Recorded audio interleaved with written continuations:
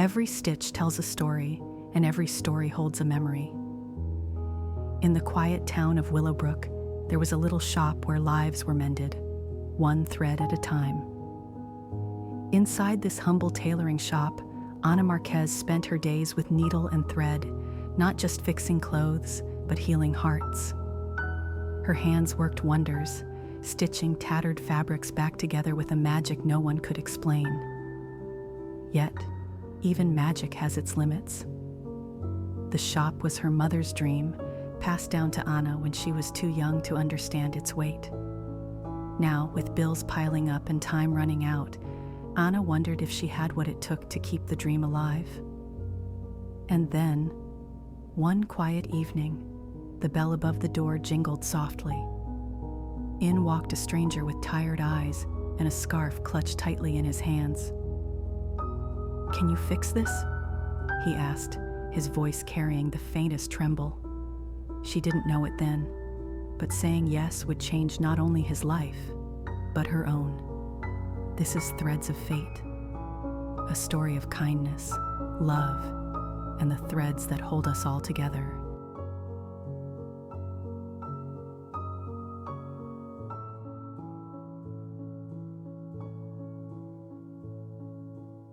The Marquez tailoring shop sat on a quiet street corner in Willowbrook, its faded wooden signs swinging gently in the breeze.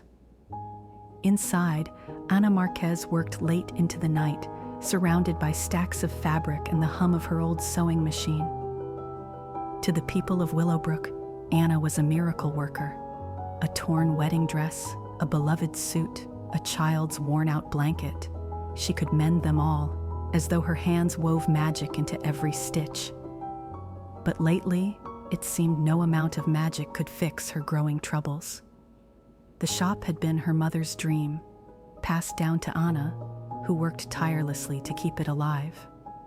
Bills piled up, customers became fewer, and she often wondered if it was time to let go of the legacy she had fought so hard to protect.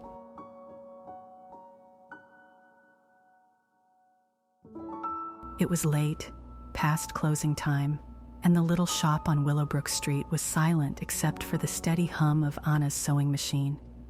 She sat at her workbench, her hands moving deftly as she repaired the hem of a child's dress. Around her, spools of thread and scraps of fabric cluttered the table, her tools of quiet magic. The bell above the door jingled, its soft chime breaking the stillness of the evening. Startled, Ana looked up, expecting one of her regulars with a last-minute request. But this time, it wasn't a familiar face.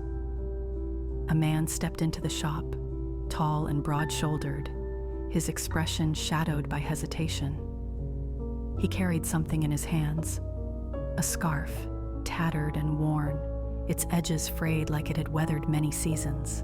His grip on it was firm, as if letting go might cause it to vanish.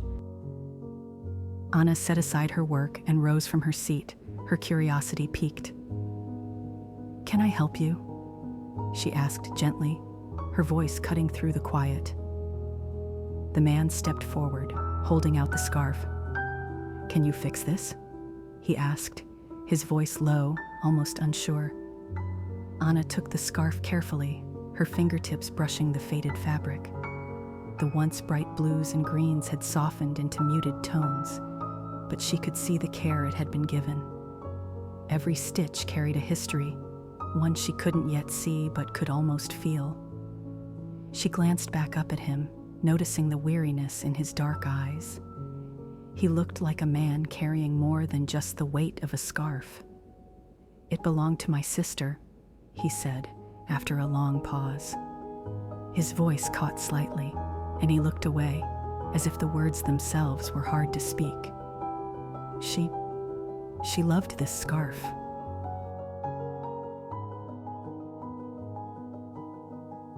Ana's hands lingered on the fabric as she let his words settle in the space between them. She didn't ask for more details. It wasn't her place. But she knew enough. This wasn't just any scarf. It was a piece of someone's story. She nodded, her voice soft but certain. "I'll do my best," she said. The man hesitated, as if unsure whether to leave it in her care.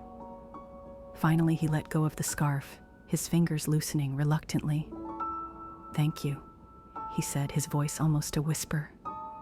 Anna watched him as he turned to leave, the bell jingling softly behind him. She stood there for a moment, holding the scarf in her hands, feeling its weight. Not just of fabric, but of something far deeper. She placed it carefully on her workbench and sat down again. The hum of the sewing machine returned, but her mind was elsewhere. This wasn't just a scarf to fix. It was a story to mend,